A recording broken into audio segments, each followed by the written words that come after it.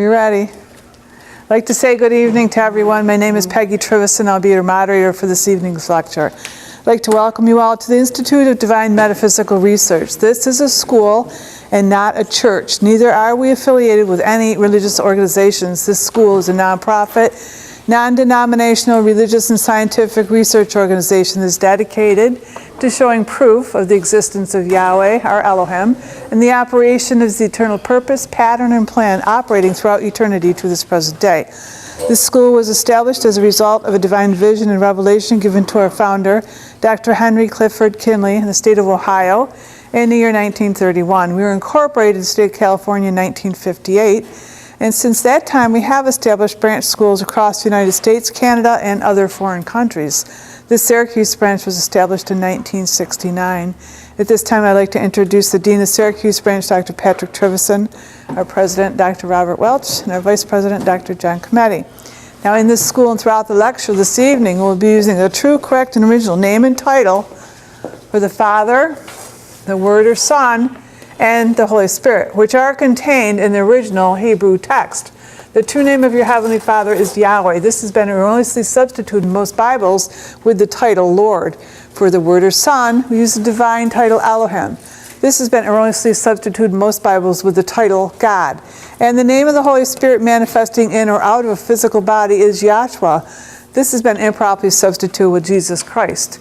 Now, Lord and God are titles and not names. The Apostle Paul, filled with the Holy Spirit, tells us in 1 Corinthians 8 and 5 that there are Lords many and there are gods many. We now know that each Lord must have a name and each God must have a name also. Elohim is a title, but unlike Lord and God, Elohim is a divine title, which means that Elohim is the title that our Creator chose for Himself. Jesus is a name, but it's an erroneous name. A minor investigation on your part into Encyclopedia Dictionary would prove that neither the Hebrew language, the Greek language, nor the Latin language have any character or letter in the alphabet that would produce the sound that is made by the letter J. Neither was there a J in the English language until some 1,400 years after the death of the Messiah. Therefore, making such names as Jesus and Jehovah impossible and untrue renderings of the true name of the Father and His Son. Christ is a title just like Lord and God. Now, Yahweh, our Heavenly Father, is pure spirit. And in His pure spirit state, He is incomprehensible and inscrutable. He is the ultimate source, substance, limits, and bounds of everything. We have Yahweh in His pure spirit state symbolized on this chart as a cloud. Yahweh is not a cloud. He merely chose a cloud to symbolize Himself because the cloud has no particular or descriptive shape and form. And if you take a look at this chart, you'll see that we have the cloud painted all the way around the edges of the chart, so that everything on the chart abides within the cloud. In like manner, everything in the creation abides within this pure spirit state of Yahweh. And Yahweh, knowing that man cannot perceive of Him in this pure spirit state, takes on shape and takes on form right within Himself as Yahweh Elohim. This is the Word or Son, a super incorporeal being, that is, having shape and form of a man, but without flesh and blood. This visionary shape and form can only be seen by divine vision and only understood by divine revelation. Later on, the self-same Spirit manifested Himself in a physical body and walked the earth plane as Yahshua Messiah, whom the world has come to know erroneously as Jesus or Jesus Christ. Now, there is only one name given unto salvation, and we must know that name. So the simple yet intelligent question we should ask ourselves is, what was the name of the Messiah during the time He walked the earth plane? You can get a better understanding of this name and title by reading a preface to a Holy Name Bible. Now, also in this school, we teach by the divine pattern of the universe. We call it divine pattern because this is Yahweh's pattern. After Yahweh led the children of Israel out of Egypt and into the wilderness of Sinai, He then called Moses on top of Mount Sinai and revealed this tabernacle pattern to him in a vision. Moses was instructed to return to the wilderness of Sinai and build one exactly as he had seen in the mount. This tabernacle pattern consists of a most holy place, a holy place, and a court round about. These three compartments making up the one tabernacle pattern. And in the school we show proof how that everything is made and operates according to the structure and function of this threefold tabernacle pattern, and absolutely nothing escapes the pattern. Now, in this school we have 10 primary constitutional aims or objectives. They are as follows. First is to help you find and know Yahweh, our Elohim, as He really is and actually exists. Second is to form a nucleus of universal brotherhood of humanity in Yahshua Messiah without distinction of race, nationality, creed, sex, caste, or color. Third is to investigate the unexplained spirit law or so-called law of nature and the powers latent in man. Fourth is to encourage and promote the study of the scriptures, comparative religion, psychology, philosophy, modern, practical, and occult science. Fifth, to extirpate current superstition, skepticism, and ignorance. Sixth, to learn, know, and understand the operation of Yahweh's eternal purpose through the dispensations and ages. Seventh, to discern and avoid being deceived by Lucifer, the serpent, the devil, the dragon, or Satan and his demons operating the mystery of iniquity on earth through the dispensations of time. Eighth is to earnestly contend for the common salvation and faith which was once delivered unto the sons or children of Yahweh. Ninth, to make known that Yahweh from the beginning ordained there is no other name given among men whereby man can be saved, saving the name of Yahshua Messiah. And 10th is to inherit eternal life now in the kingdom of Yahshua Messiah with the hope of immortal glorification in the newer state. Watch what is peace, and our slogan is speak the truth. I'd like to have this evening's meeting dedicated with prayer by our president, Dr. Robert Welch. That will be followed by a scripture reading, which is Jeremiah, 10th chapter, verses 1 through 16. Our scripture readers this evening are Dr. Trissy Bennett, Dr. Deb Cometti, and then we'll have welcoming announcements by Dr. Trissy Bennett.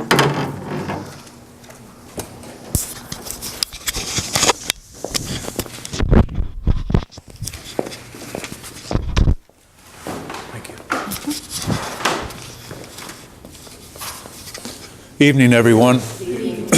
Happy to be here.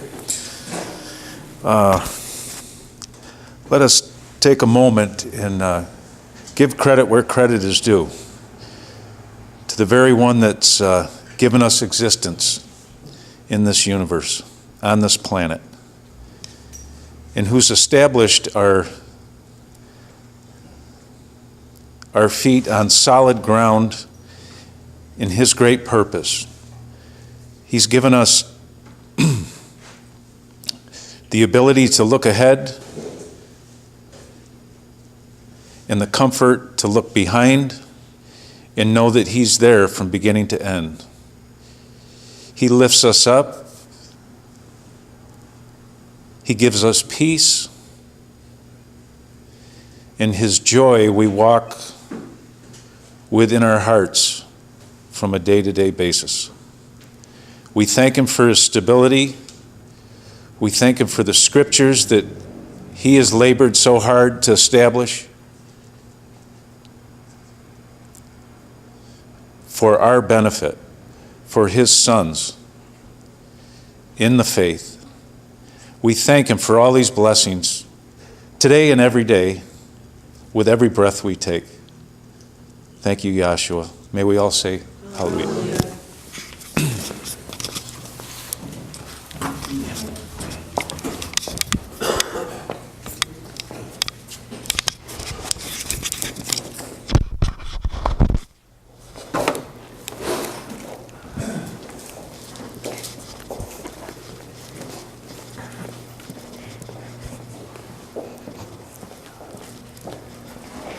Good evening, class. I'll be reading Jeremiah, the 10th chapter, verses 1 through 16.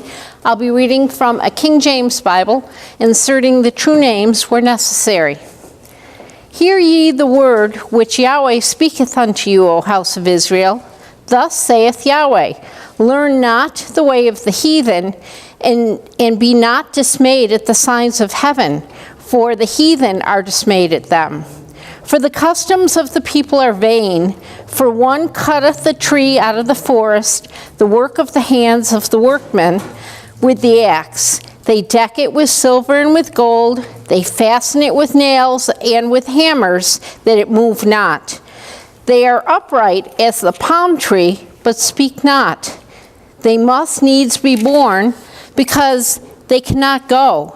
Be not afraid of them, for they cannot do evil, neither also is it in them to do good. For as much as there is none like unto thee, O Yahweh, thou art great, and thy name is great in might. Who would not fear thee, O King of nations? For to thee doth it appertain, For as much as among all the wise men of the nations and in all their kingdoms there is none like unto thee. But they are altogether brutish and foolish. The stock is a doctrine of vanities. Silver spread into plates brought from Tarshish, and gold from Uphaz, the work of the workman and of the hands of the founder. Blue and purple is their clothing.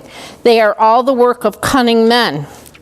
But Yahweh is the true Elohim.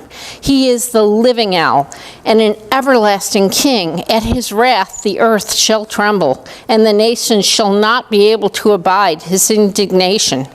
Thus shall ye say unto them, the gods that have not made the heavens, the gods that have not made the heavens and the earth, even they shall perish from the earth, and from under these heavens. He hath made the earth by his power. He hath established the world by his wisdom, and hath stretched out the heavens by his discretion.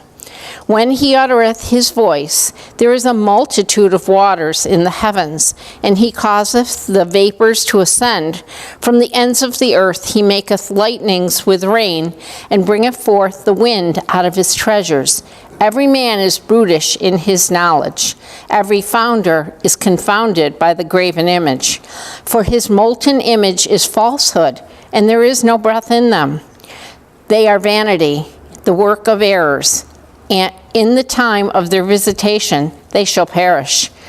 The portion of Jacob is not like them, for he is the former of all things, and Israel is the rod of his inheritance. Yahweh of hosts is his name. That was Jeremiah, the 10th chapter, verses 1 through 16. I'd like to say good evening to all of you tonight.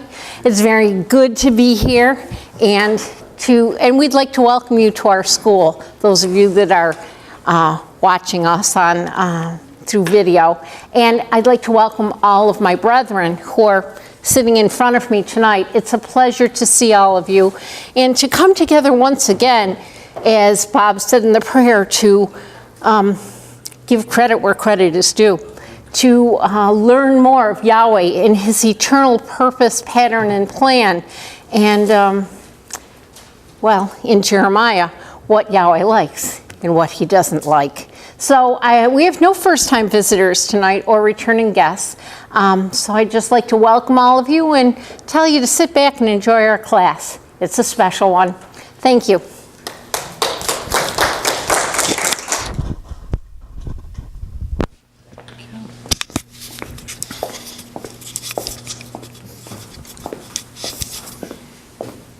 And we heard from Barbara Wells, and she wanted to let everybody know that she misses you all. So, just to let you know, she's thinking of you. And our first speaker this evening will be Dr. Carm Wan. Pass? Okay. I guess I'm the next speaker. All right. It is the season, I guess, and that's why we have the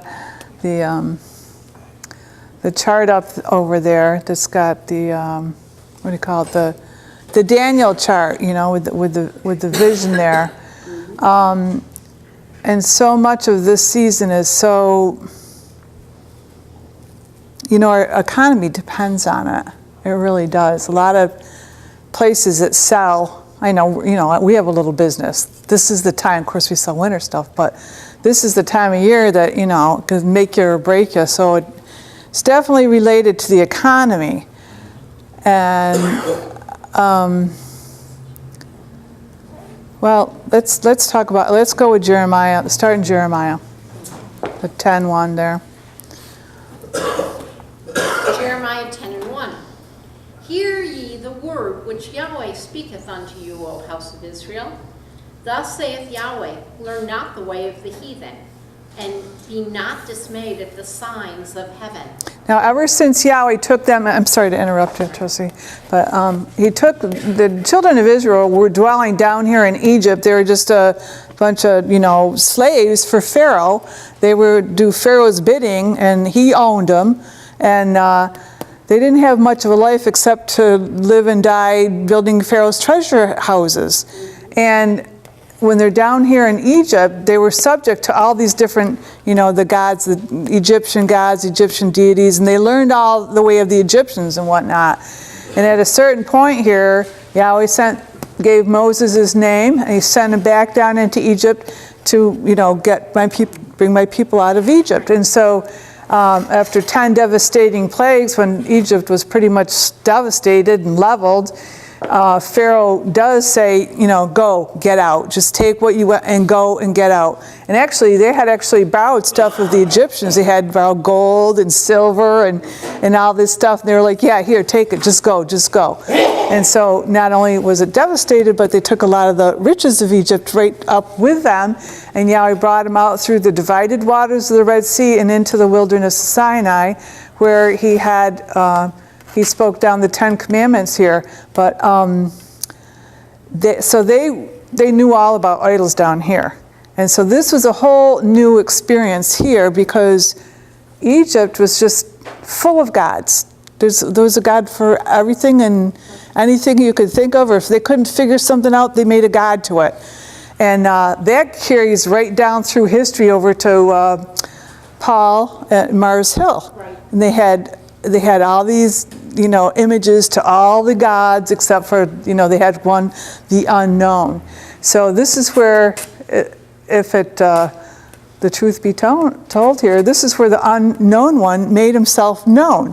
He had given his name to Moses. Up to this point, nobody knew the name Yahweh. It just was not given. And people say, well, I have a Holy Name Bible and I can read in there in Genesis, the name Yahweh is in there. Well, it wasn't given to Moses, but when Moses went to write it, by then he knew the name and put the name in the book. But it wasn't known. Where is it? Exodus 9:16. No, that's the power. By 6:3. Yeah, I wasn't known to them. Yeah, that one. Exodus 6:3. Exodus 6:3. Because if you're a little familiar with your Bible, it's in Exodus, the 3rd chapter, that you can read about this, where Yahweh gives his name to Moses in a burning bush. All right? But this is like 3 chapters later. This is still the Creator talking to Moses. And Elohim spake unto Moses and said unto him, I am Yahweh, and I appeared unto Abraham, unto Isaac, and unto Jacob by the name of God Almighty. But by my name Jehovah was I not known to them. Now it's going to read Jehovah in your Bible, but you have to correct it. By doing just a little bit of research, you can find out there wasn't a J. Right. When you look up Jehovah and you trace that back, it tracks back to the Tetragrammaton, YHWH. What he really said to him, by my name Yahweh was I not known to them. So in the 3rd chapter, he does give Moses his name, tells him to go back down into Egypt and bring my people out. But here we are in the 6th chapter, and he's saying, nobody knew my name. I wasn't known by my name. I was known by a title, El Shaddai, or Almighty Provider. They just had a title. They didn't know his name. And that happens sometimes. Like you can go to... I don't know, you go to a shop and there's the shopkeeper. They're a shopkeeper, but you don't know their name till you've been there a few times. Now it's like, oh yeah, there's Mary. She's the one that does my nails. I always want to see Mary. Or, but a lot of times you get to know a person's title sometimes. Not all the time, but sometimes you get to know the title. But that was all. So he told him the title he was known by, but then he revealed his name. And through the power of that name, he came down 10 devastating plagues later. We might as well get 9:16, Hebrews 9:16. Hebrews, I'm sorry. Exodus 9:16. Sorry. Exodus 9:16. And in very deed for this cause have I raised thee up, for to show in thee my power, and that my name may be declared throughout all the earth. Now this is Yahweh, and he's speaking to Pharaoh. He's telling Moses what to say to Pharaoh. He's telling Moses, go and tell Pharaoh, this is the reason that I raised you up, because I'm going to take you out, and my glory is going to be known. It's just like, who was the wrestler they always talk about? Was it Muhammad Ali that got to be real famous because he took out some other real famous boxer? The one that ends up on top. That's his name's known because he beat, the best or whatever. And I don't know the boxers that well. That's just an example came to my mind. But whoever, the top dog, they get all the glory. And that's what Yahweh's saying. I'm going to beat you up bad, and I'm going to get me glory. You're going down for all that you think that you are. And you know that Pharaoh was worshipped as a god in his civilization. All of those pharaohs were worshipped as gods, and a lot of it was connected to the sun worship. And so that's in Exodus. So he's got the name, he's got the time of devastating plagues, and brings them out here, and he tells them, this is how I want you to worship. Now, Exodus, where the Ten Commandments are 20, and just start reading. This is Moses, Yahweh speaking to the children of Israel. They're gathered around, they're come out of Egypt, they're gathered around the mount, and these 10 Commandments are spoken down to them. And I'm pretty sure there's one about him being the only God.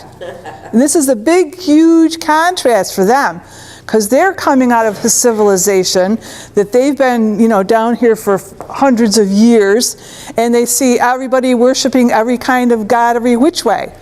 And this is setting them so distinctly apart from everything, all the heathen. Because the way Yahweh sees it, there's the children of Israel, and there's heathen, or pagans. And that was it. You were one or the other. There wasn't any mixing and blending. No, you were either of Israel or not. And if you weren't, you were heathen, and you weren't worshiping the right way.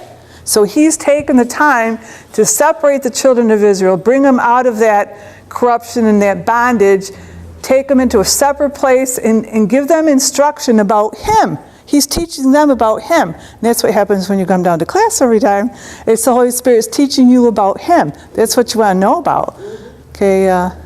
Exodus 20:1. Okay. And Yahweh Elohim spake all these words, saying, I am Yahweh, thy Elohim, which have brought thee out of the land of Egypt. I'm the one that did that for you. Don't go thinking it was Baal or any of those other gods down there. They didn't do it, I did it, and I want the credit. Just like the prayer was saying, give the credit where the credit is due.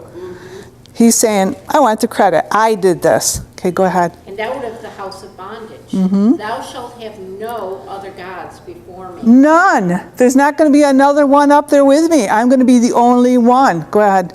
Thou shalt not make unto thee any graven image. That's something they did down in Egypt, right? Matter of fact, they even did it again after Moses was up in this fiery inferno for 40 days. They got all nervous, thought he wasn't coming down again, and they made themselves a golden calf or an image, because that's what they knew from Egypt. That's what they knew. That's what they were familiar with. This is all totally new to them. To think there's only one God, this doesn't compute to them. The way they're thinking, the way they've been raised, and everybody around them's been raised, didn't even compute. Okay, go ahead. Or any likeness of anything that is in heaven above, Heaven above, or that is in the earth beneath, then the earth beneath. or that is in the water under the earth. I'm pretty sure that covers everything. Don't make any images of anything that's in any of those three, and there's no other place to be. That's it. So just don't make any images. Don't want that. And was it Saturday or Wednesday? Somebody said, you want to know what your Creator looks like? Look in the mirror. You're made in His image and in His likeness. So He's saying, don't be trying to make something, because you can't. Go ahead in Exodus. 5. Thou shalt not bow down thyself to them, nor serve them, for I am Yahweh the Elohim, and I am a jealous Elohim. He said, don't do it. And look at when you put the presents, they're under the tree. Don't you have to bow down to that tree to get the presents? You're bowing down. That's what he's talking about over in Jeremiah. It's the work of a woodman. They take it and they cut it and they slap nails in it and they put wood on it so it stands upright. But there's no life to it. And he's saying, don't do it. Okay, go ahead there, Trissy. For I am Yahweh the Elohim, am a jealous God, or Elohim, visiting the iniquity of the fathers upon the children, unto the 3rd and 4th generation of them that hate me. So, and there's more of the 10 Commandments in there if you want to familiarize yourself with that. But that's the first one, is like Don't be messing around. There's no other gods. And it's all through, I'm Yahweh and there's none else. Right. That's in Isaiah someplace. There's, I'm the Savior. That's in Isaiah too. Besides me, there is no Savior, I think it goes. Let's get that one, Isaiah 43, because look at the timing on Isaiah. It's way before baby Jesus was born. And he's talking about a Savior, you know. And everybody looks at, you know, December 25th, baby Jesus is born. He's the Savior of the world. But just like I said, down here when they were in Egypt, they had nothing right at all. Yahweh had to pull them out of there and instruct them in his ways, or in the ways of righteousness. And that's why we come down here to be instructed in his ways, or the ways of righteousness, how he wants to be worshipped. And it's not by making images. And it's just, should just blow your mind, because you know that tomorrow's Sunday, every church up and down the street has images. Did the Methodists have images? Did they have?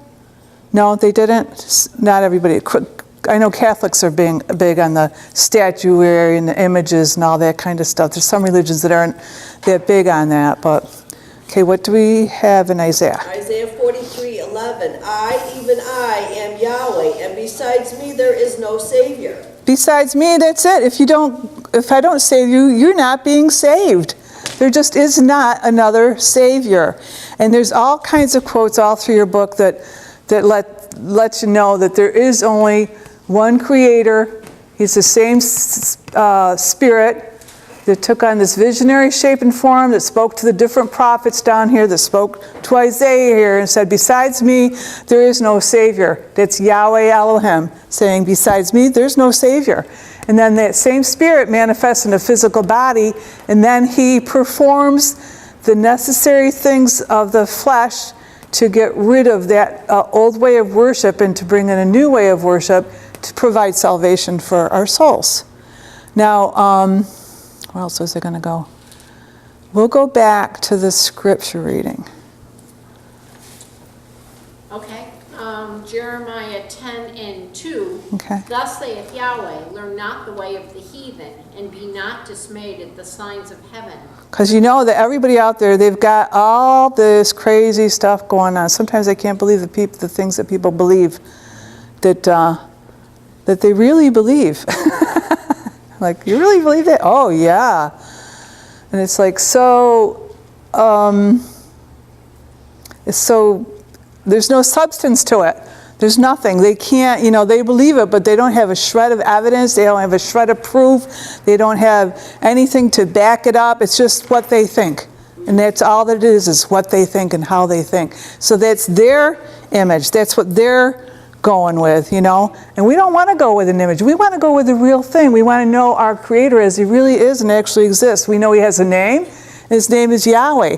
And we know that that's important to Him, that you use His name and not settle for titles, Lord, God, and Jesus. His name, one of those commandments is don't take my name in vain, which means make it useless or not to use at all, futile, I forget the other, empty, no meaning to it. He says, don't do that to my name. Because His name, Yahweh, the meaning of the name Yahweh is He who causes to exist. And there's a big difference between something that's living and something that's non-living. Now, they're all made out of spirit, because everything is spirit materialized. But that life factor is huge, huge. And man cannot create life.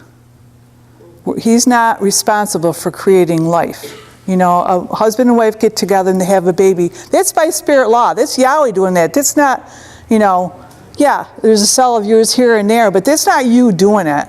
You can't, like Mitchell used to say, your body is like 70% water, and so I'll give you 7 buckets of water and 3 buckets of anything else you want, and let me see you put together a physical human body, living, breathing, talking, thinking. There's no way you could do it.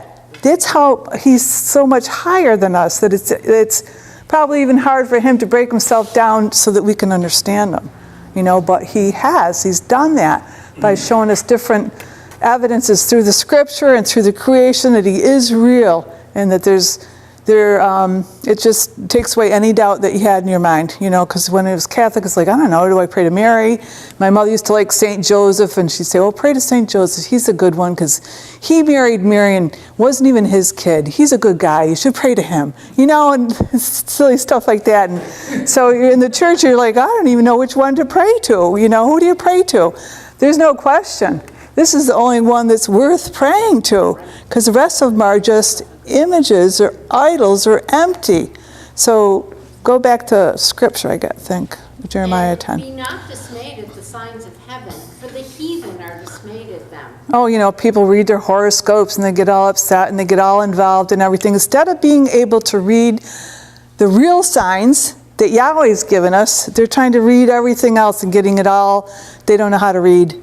Pretty much, they don't know how to read. Go ahead. For the customs of the people are vain. They're vain, they're empty, they're worthless, they're futile. They're just stupid. I mean, there's no good in taking up with the, what did they call them, with the, back it up, read that sentence again. For the customs. The customs of the people. So customs, just something that happens, you do it one year, like, yeah, that was fun, let's do that again next year too, so now it's a custom, you're doing the thing every single year. Well, that's how Christmas, arises. It just started out as, I think it was some guy named Saint Nick.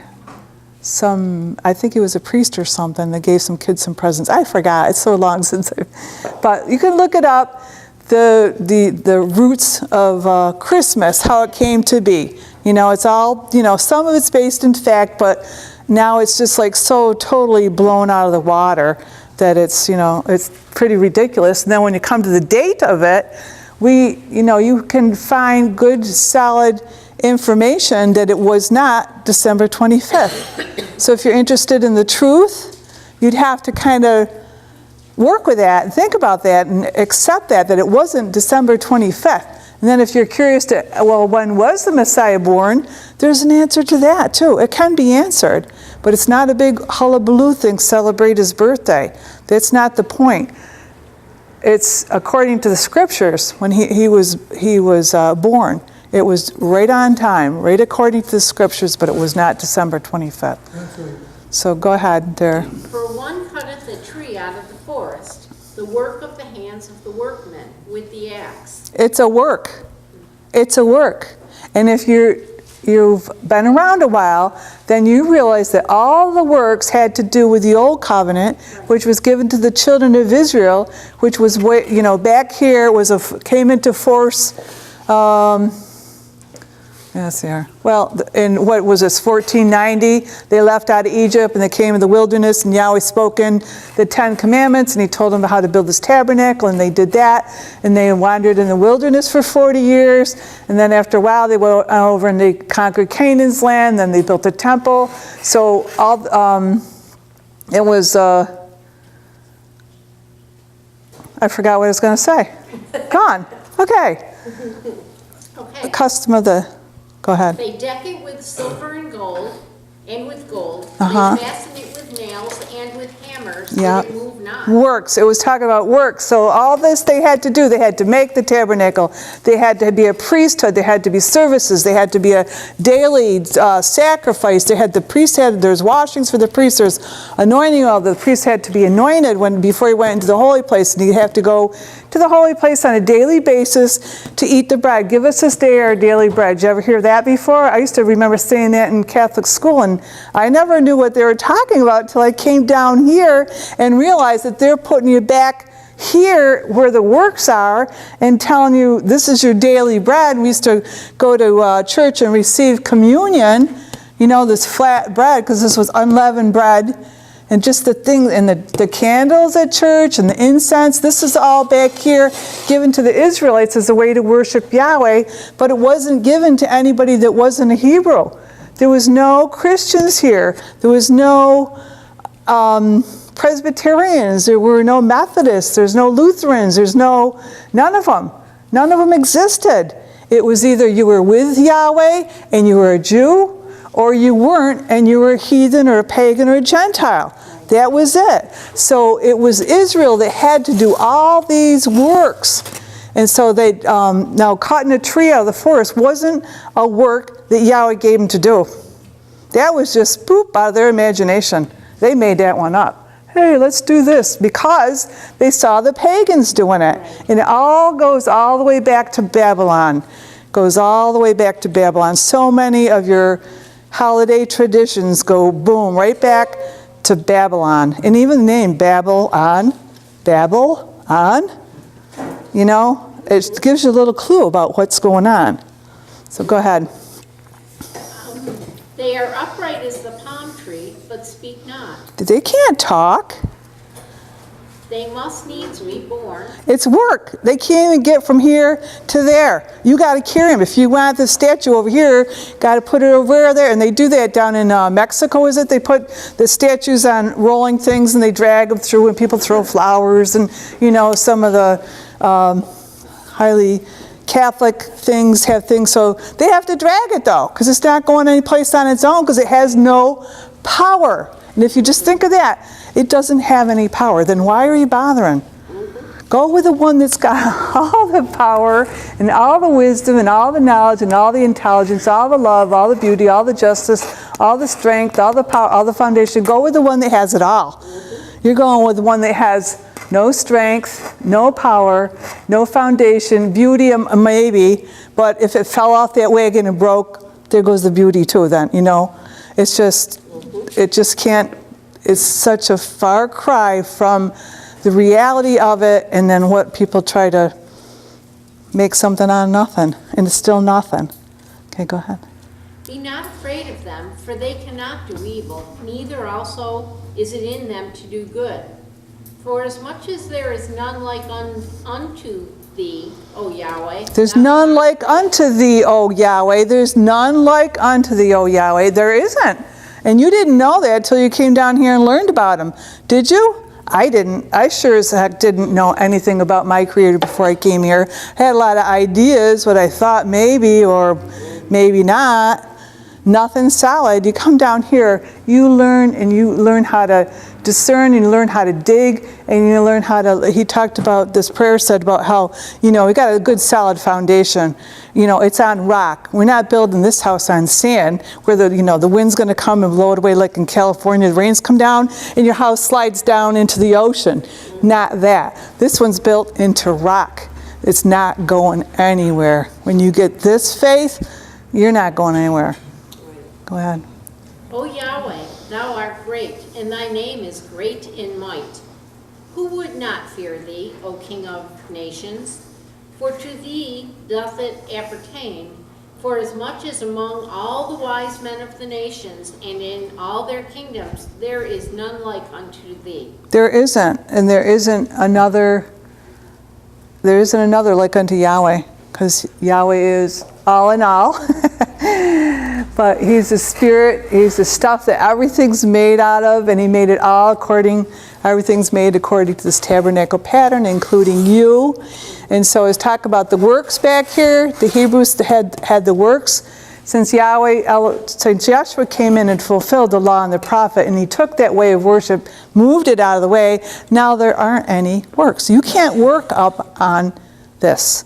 Faith can't, he either reveals himself to you and it's a gift, or he doesn't. And you can't get mad at somebody else because they don't get it, because you just didn't give it to them. It's just, you know, but you certainly appreciate the people that do see what's going on in reality here, and how precious this teaching is, and how much we've come to know by just being a little bit familiar with this tabernacle pattern and the way that it operates. It's just, there's so many pretty things about it. Like this, on the Day of Atonement, when that high priest goes up here, and he goes in here 3 times, and he's taken the blood 7 times, 3 times around, so 21 times the blood is there. But the first time he goes in for himself. Why? Because he's a figure of him, and he can't be without sin. This one was without sin. So that's the first business. Get that taken care of. He's got to be clean because he's representing them. And then he goes in for the people. And look at, he goes in for the people. He's the one that made atonement for our souls. So it's just every little thing, it works. And it's like you can sink your teeth into it, and you can understand it. It's not hard. And I'm going to sit down and give somebody else an opportunity. But thank you for your attention. All praise the Yahshua.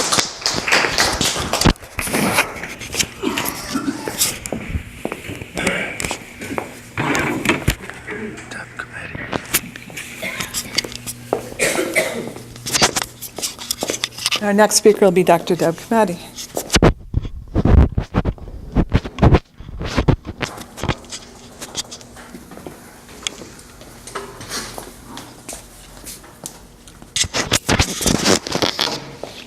Good evening. We'll just keep going on this chapter and where Peggy left off. It's quite thought-provoking because for the most part, if you were raised in America, for the most part, you just were raised in this tradition and really didn't give it much thought. It was just what was going on. And when you come down here and you see something raised in your mind that it might not be cool to do, or it might just be something so different than you thought, it's at least something to look into. Now, are you going to hell if you put up a Christmas tree? No. I doubt it. There's a lot more serious stuff going on. If you have a lack of faith, you're in trouble. But if you put up a Christmas tree, you're not, But it's something to think about, that it's not what its appearance to be. In other words, the Christmas tree is supposed to be a part of this tradition of worship towards the birth of Jesus Christ.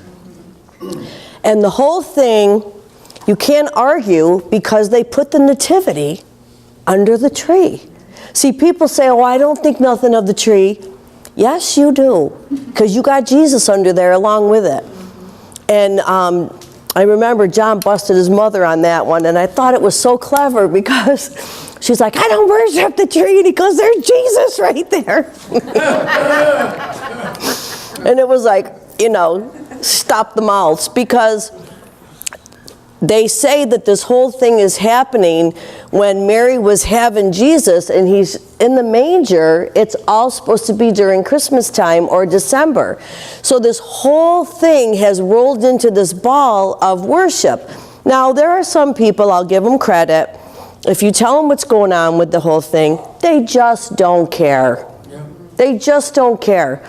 It's not anything about Jesus to them. It's not anything so sacred. They just don't care. It's just one of those things like dressing up for Halloween. And that's what it is. But to those that have found it to be so special and so sacred, when you read something like this, you got to question it. And this is the way of the heathen, or the way of the nations. Now, if Yahweh has made a separation, let's just talk about this for a minute. If Yahweh has made a separation between a sacred people, okay, let's go back, a sacred people and a people that were heathens. Now, what do you think of when you think of heathens? Right? Not chosen. Not chosen. Bob? Do you want 50 heathens to show up tomorrow for dinner at your house? Pretty sure no. They're not going to take off their shoes when they come in the door. Yeah, no manner. They're going to eat like pigs. They're not going to help clean up. I wouldn't have them in my house. That's right. You don't want heathens at the door. Right. Why? There's nothing about them that's attractive. They got the hair, they're all crazy, they're pigs. this is what the contrast was between the Jew and the Gentile. Weren't they afraid to even be near heathens because their customs, their ways, they ate anything, they did anything they wanted. It said when they got up into Canaan's land, don't do the ways of the heathen, don't follow them. They're in groves, they're in orgies, and you know what? This is where you get your sexual diseases. This is where you get your problems with the heathens. So it's not just that they don't have manners. They got serious issues up here. They're in groves. Their imagination was so wild that they thought they could do all these, like, anything you could imagine. And we got it today. It's just a little bit more tamed. But anything you could imagine was going on up there in Canaan's land. And they're trying to be warned, don't do that stuff. And it's, you know, it seems fun for about 3 seconds until you get bit, okay? To be promiscuous and to have all this, you know, crazy freedom, it's fun for about 3 seconds until the doctor said, you got herpes. You got a sexual disease. You got a problem here that could sterilize you, that could maybe not bring forth children. Not fun anymore. And you wonder, what the heck was so attractive about that? Look what happened to me. You see, a lot of things that Yahweh told them not to get involved with was just to protect them. A lot of things he told them not to eat in the desert was because you're in the desert. There's no refrigeration, you know. How about pork on a hot day? Woo, you're talking about sick, right? So there's a lot of stuff that he was just trying to, you know, spare them from. But when you look at the difference between him cultivating a people and then all the rest of the people are heathens. So he's saying, don't do the way of the heathens. It's very, very simple. Do the way that I have set down for you. And what did he say? Can we have Deuteronomy 6, 20, 24, and 25? I think that's what I want, where he says it'll be longevity. You'll do good. You'll do good. And a lot of people have found that stupid tree, it costs money, it burns my house down, you know, nobody helps me, there's pine needles everywhere. A lot of people, even though they want to have it, they don't even have it anymore. They're just like, you know, it's so much work, it's so much expense, nobody helps me, I don't care. So it's not even like, you know, and you know what else? There's a shortage this year. There is a shortage of Christmas trees this year. They said that on the news. I'm like, oh my gosh, people are going to be tripping. Okay, is that what I want about the longevity? No. 24. Deuteronomy 6 and 24. Think about this separation, because it was a people back here, a physical nation, but it's a spiritual nation. It's us. It's us being separated and taken care of. And see, keeping us from spiritual diseases and spiritual things that are just unhealthy. Just the, you know, the rottenness of, you know, messing with children or bestiality, just the rottenness of things that are so unnatural. And he's just trying to keep you from that kind of stuff. You know, Peggy showed me tonight somebody getting married, and they had O. Henry as their, somebody in class, in the other class, and they had O. Henry as their little favors. Yes. Yeah, California. O. Henry? Yeah. H.C. Kinley? Yeah. O. Henry? Yeah. No way. You know, you get to the point where, you know, your imagination, and it talks about, you know, their vain imaginations, and that's what we just want to, you know, bring out the point. Anything you can think of, it's going on. It is going on. There's people that are in the desert dressing up as animals and having animal orgies. It's going on. That's what he said. Don't do this stuff. And it's in the Bible. It's in the book. what they did in those groves. Yeah. It was just rotten. And if you got caught up in that stuff, you were going to have some trouble. It's just that way, you know.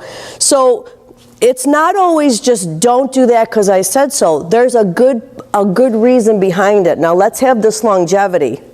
Deuteronomy 6 and 24. Uh-huh. And Yahweh commanded us to do all these statutes. Uh-huh. To fear Yahweh our Elohim. Now we're back here, or let me say this, we're back here. We're back here. It's in the Mosaic time with Moses and the children of Israel, and they're in the desert. Okay, he's reading from Deuteronomy. Start again, Scott. And Yahweh commanded us to do all these statutes. To do all these statutes. Yahweh commanded us to do all these statutes. To fear Yahweh our Elohim. To fear Yahweh. For our good always. For our good always. There's something to this. There is something to this. And you know that yourself, there's something to it. When somebody says to you, get proper rest, dress correctly for the elements, eat a proper diet, they're just not trying to be morons. There's something to that. You will enjoy good health. For the most part, you will enjoy good health. But if you insist on potato chips every night, and you insist on candy bars every morning, and you insist on burning the candle on both ends, you're going to burn out. There's going to be a problem. We're not designed for that. See? So he's saying, for our good always. Go ahead. That he might preserve us alive as it is at this day. That he might preserve us alive as it is this day. So see, there was something to this that he gave them. There was something here that was different than what Egypt was doing down here and what the ites, the Canaanites, all these ites were doing up here. And this was to be a special copy of what would happen if you did everything the way Yahweh told you to do. And we're to learn by this. Where is that? It's in 1 Corinthians, or is it 15 and 4 of 1 Corinthians?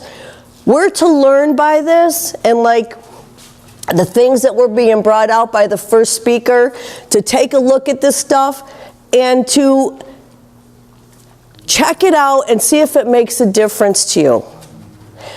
There was, to me, when I sat in one of my first classes and somebody said that God had a name and they knew what the name was and they told me what the name was, I can't explain it. To know God's name, I can't explain it. Other people think that is ridiculous. Now, that's not anything for me or for them. It's just that Yahweh just put the light on that for me and said, that's my name. It was so incredible. God has a name. And so when you tell people that, they say, who cares? It's God. He knows who I'm talking to. What do you mean, who cares? Names are so important. What do you mean? And then to see, okay, not only is it so great to know that it's Yahweh, but how about the definition? How about the meaning? He who causes to exist. He who causes to exist made a plan and made a purpose to be salvation as Yahshua. I mean, there's so much magnitude to that, and the people are just like, who cares? What's Kim Kardashian wearing today? What? You know what I'm saying? That's the big one. You know, what's Kim doing? I watched this thing the other night where men, actually young men, were having 20, 30, 40 plastic surgery procedures to look like Kim Kardashian. Men. And if it wasn't Kim, they wanted to look like it was Ken, Barbie's boyfriend, the doll. This is where the brains are going.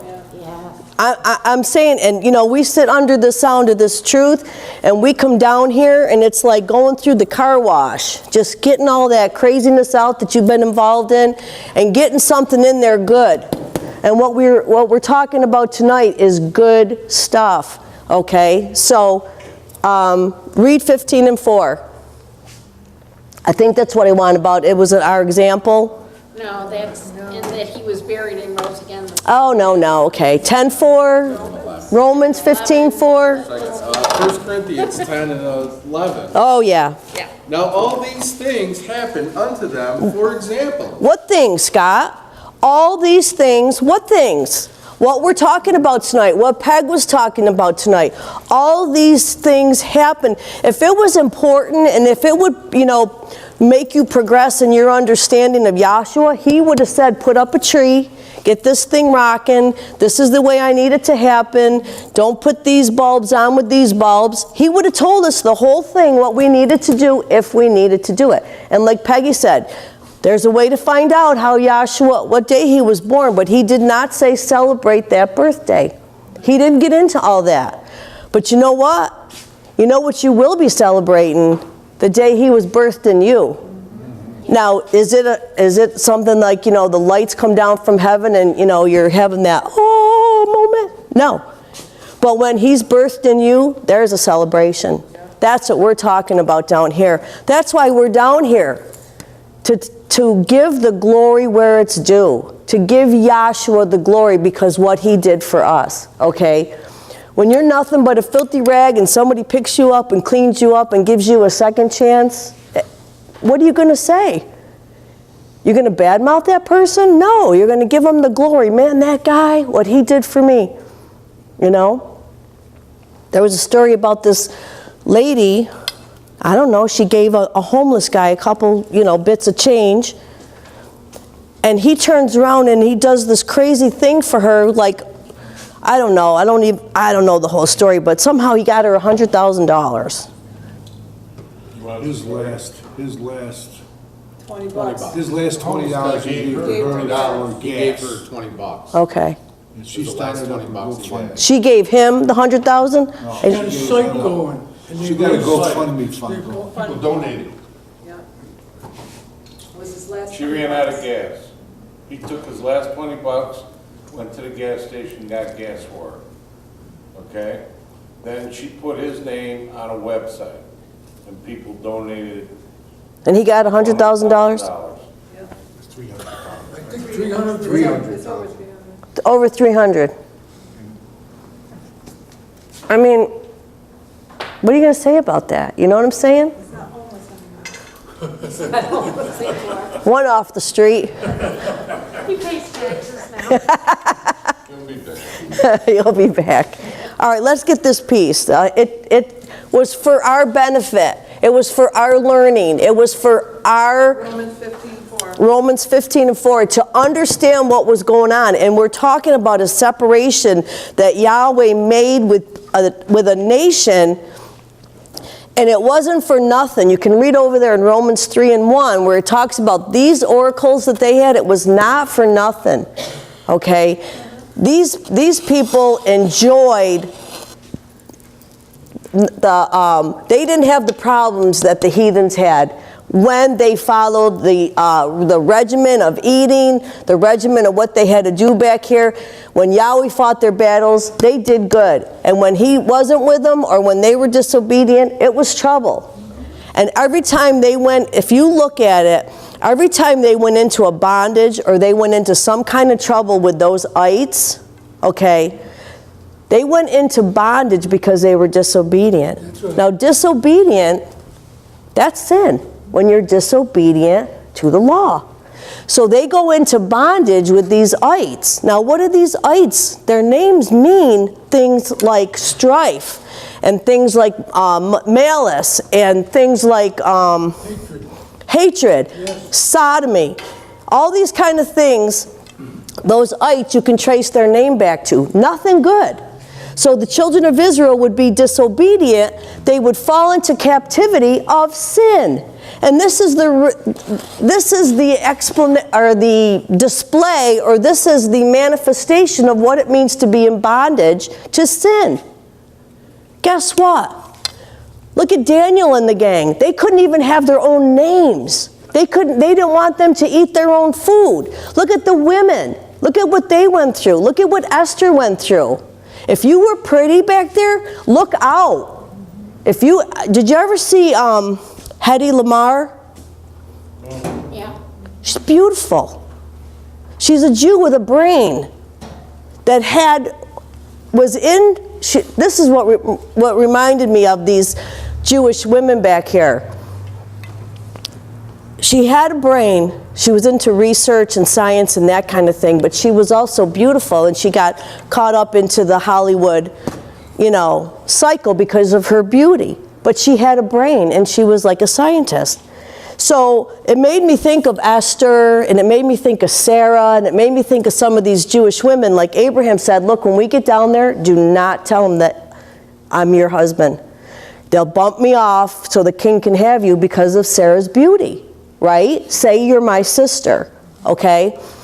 These women, Esther was beautiful. She was allowed into the king's, court where nobody else was allowed, right? These are women that Yahweh put that in them for a reason. When I saw that Hedy Lamarr, I'm like, oh my gosh, this is what they're talking about. She was beautiful, and she had a brain. But when you went into captivity, you didn't have your own life. And if that king decided you were going to be part of the harem, I don't care if you got a husband, a boyfriend, I don't care what you got. Now you're under the king's rule. So you see how that bondage took away. So Yahweh was trying to say to him, look when you're with me, you're going to be free. When you're obedient and you do the things that I ask you to do, it's going to go well with you. Example, Solomon's 40 years. How about that? Was that not peaceful? Was that not full of joy? Was that not, you weren't looking behind you. There was 40 years that they had peace. And I don't think David was crazy. He wasn't full of peace. Just Solomon's reign, right? Solomon, and then, Okay, so you get the idea of, how it can go well and how it can go bad. But when you're in bondage to sin, these are all the things that and think about that now. No, nobody's going to come and change your name and put you in captivity, but you're going to be right here in captivity. So that's why we're saying these things were for our learning. And you take a look at the captivity and you say, I don't want that. I don't want to be in bondage to anything or anybody. But see, our bondage today is in the vanity. Our bondage today is in what we think we need it to be, because America especially makes you think that's what you need to be. See? And you need these special things to lift you up. And we've come to find out there's only one that's going to lift us up. It's Yahshua the Messiah. So when you read over here in Jeremiah about, let's just start that, where it talks about the customs, it's the customs of a carnal mind. And there's no end. There's no end to the imaginations of a carnal mind. And there is no end either to what the joy, the righteousness, the peace, the joy that we get after we've gone through a transition, no longer carnal, but into a spiritual mind. Our joy is endless, and the carnal mind's joy in what they're doing, it's endless too, because don't forget, we're going to go on into eternal life or eternal damnation. So they're both going to go on. Okay, so go ahead and read what he's saying there in Jeremiah. This is in the middle of your book. You can go and you can read in the beginning of the book, and you can read it towards the end of the book. It's all in there. There's no lack of reading material about carnal minds and how they're enmity against Yahshua. Go ahead. Jeremiah 10:3. Yep. The customs of the people are vain. Yes, see, vain, and Peggy said void, futile, nothing in it, empty. And after a while, that tree, it's just sad to you because you're not getting nothing out of it. Why don't I feel good about it anymore? It's just like, I know people that just don't put them up anymore, and they're not even in class. I don't care about it anymore. Or they just get old and tired and say, it's too much. I'm not going to do it. And if it was so important, they would do it. The customs, they're vain. and their customs and their traditions, and they're not commandments and they're not rules and ordinances. I need Romans, the 3rd chapter. I just remembered that. You're holding Romans 15 and 4 too. Oh, didn't we read that? It wasn't about the learn. Okay, let's get those. Romans 15 and 4. For whatsoever things were written aforetime were written for our learning. So here's Paul writing this, and he's way down past Pentecost. He's way down here, right? And he's saying whatever things were written. Now, who had these things written back here? This is Yahweh Elohim having the prophets and Moses write this stuff down. So whatever things were written aforetime, this is right from Yahweh Elohim to us. It's like having, your own personal forecaster of everything that's going to happen and all the things that are going on before, why they went on. And it's for our comfort, and it's for our peace, and it's for our safety. Whatever things were written aforetime, Yahweh Elohim wrote through the pens of men. Right. Were written for our learning. For our learning. That we through patience and comfort of the scriptures might have hope. Patience and comfort of the scriptures. So what do we have now? The antithesis of that is to stay out of the scriptures. They're boring, they're old, it's stay out of it. Who wants that anymore, that old stuff? That's right. Right?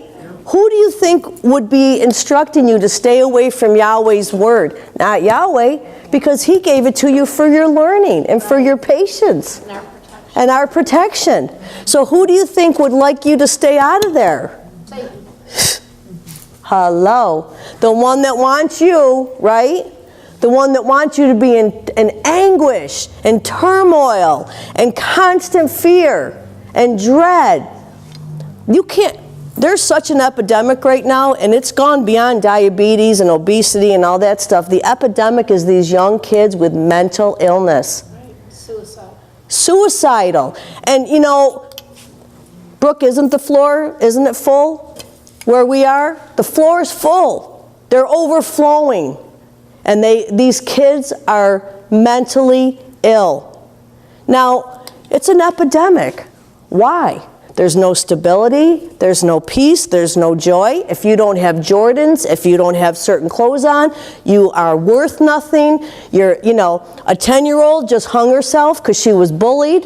A 10-year-old hung herself. How do you even know how to get the rope and make it happen? I'd fall down. The rope would fall. I would not know how to keep the rope where I could hang. How did she know that? She hung herself because she was bullied. Why are you bullied? Because you're not Kardashian material. It's what it is, see?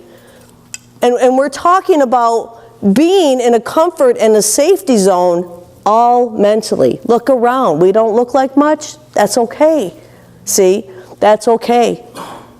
Because if you looked like, and I keep using Kardashians because everybody knows the name, but there's plenty more. But if you look like that, you're of the world, see?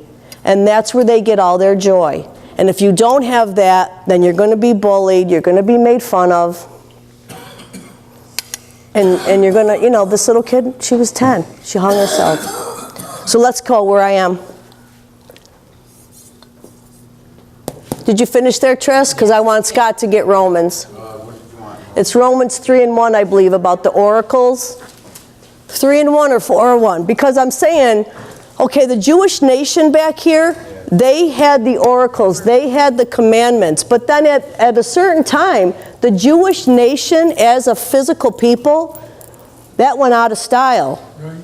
So Paul's making this point, was there anything to this that they had back here because it went out, right? And when it went out was when Yahshua poured out his Holy Spirit on the hearts and minds of men, and then 7 years later, he brought in Gentiles. So those Jews don't have anything exclusive anymore. But it is so interesting to me, even now as examples, we have these people like Einstein and Hedy Lamarr and these Jewish descent that are so gifted and so talented. It's just like a little example to me. It's not that they're anything special anymore, because they're not. But it's just like a little example. Like, you know, they're so skillful, they're so crafty. Remember what they had to do? They had to, all that was put in them so they could do all those little knobs and all those little flowers. They had to be able to fashion gold and silver and sew. Don't forget, these veils, they had gold threads. Gold in the threads of the curtains, not much less this stuff. Go ahead there. Romans 3:1. Romans 3:1. What advantage then hath the Jew? What advantage does the Jew have? Or what profit is there of circumcision? Uh-huh. Much every way, chiefly because that unto them were committed the oracles of Elohim. The oracles of Elohim. So while everybody around them, all the heathen nations were trying to figure it out, they had the pattern. They had the blueprint. They had the plans. See what I'm saying? So everybody around him is doing all this craziness, burning babies and all this kind of stuff, trying to be righteous, trying to get the gods to bring down rain and water and this kind of thing. So they're saying, what advantage did the Jews have? Right? And they're saying, much. Go ahead. For what if some did not believe? Will their unbelief make the faith of Elohim without effect? Elohim forbid. No. A lot of them fell for disbelief. A lot of them fell for disbelief. But don't forget, when Yahshua, when he went into that death, burial, and resurrection, what did it say he did? He went down and he preached to those that were where? Where did he preach to them? In hell. They were in hell. So these ones over here that didn't believe, there was a lot of them that fell. Like a whole generation of Jews fell. The first generation, the second generation got into Canaan land. The first generation fell. But they're going to get the gospel preached to them. And that's over in 1st or 2nd Peter, the 3rd chapter, that when he went in his death, burial, and resurrection, he preached to those captives in hell. Okay, so go ahead. Verse 4, Elohim forbid. Yea, let Elohim be true. Yes. But every man a liar. Let Elohim be true, every man a liar. That's a hands down, because everybody had a carnal mind before they were converted. As it is written, that thou mightest be justified in thy sayings, and mightest overcome when thou art blind. But if our unrighteousness commend the righteousness of Elohim, what shall we say? Is Elohim unrighteous, who taketh vengeance? No. I speak as a man. Right. Paul, you're getting crazy on yourself now. And he even says, I speak as a man. Because it's not, you know, there's so much unrighteousness so that Yahweh can come in and be righteous and make it all better. No. That's not, you know, that's not the point of the whole thing. The point of the whole thing was so that everybody, they would be committed as couldn't do it themselves, and they would look for help or look for a Savior. And that's like this tabernacle. Everybody had to come to the tabernacle for help because everybody sinned and fell miserably. And this tabernacle is just an example or shadow of Yahweh Elohim. So you can see how everybody's going to have to come to Yahshua, who is Yahweh Elohim in a body. Everybody's going to have to come to him for atonement or for forgiveness of sins. You can read that Peggy had it read. If in Isaiah it says that Yahweh Elohim is the only Savior, then what are we to do with Jesus Christ? How do you figure that one out? Fortunately, not many people read the middle of the book, so they're all safe with that one, right? But if you understand the Godhead, and Yahweh Elohim says, I'm the only Savior, well, when Yahshua comes on the scene and says he's here to save sinners, it's not a problem. Right. It's not a problem. It just, like Peg said, it just works so tight. You're just so happy that you understand the Godhead, that you understand how this thing goes down. See, otherwise, you'd be going, wait, okay, if Yahweh's the Savior, what's the Son doing? How did he come in? See, you wouldn't be able to figure it out. But when you understand the Godhead, and the only way you understand the Godhead is also by revelation, because otherwise you can go round and round and round in that one. But unless he shows you how he really is and actually exists, whoa, you're not going to get it. You know, Yahweh, Yahweh, Elohim, Yahshua, Yahweh, Yahweh, Elohim, Yahshua, Yahweh, Yahweh, Elohim, and Yahshua. You know? So who's that? That's not God's Son, and that's not a bad day when he got put on the cross. That's him himself. And that's him himself bringing that sun down and bringing darkness in to fulfill what he did back here at the with the lamb here, so that you don't miss this stuff, so that you see the power in what Yahshua is doing, so that you say, this is something real, and this is something that can get me up out of the grave. And Dan was saying the other day, I don't fear death. You know how many people can say that and mean it? Not many, because this is all they know, and they don't know what's past the veil of the flesh, so they're afraid. Oh yeah, they're afraid.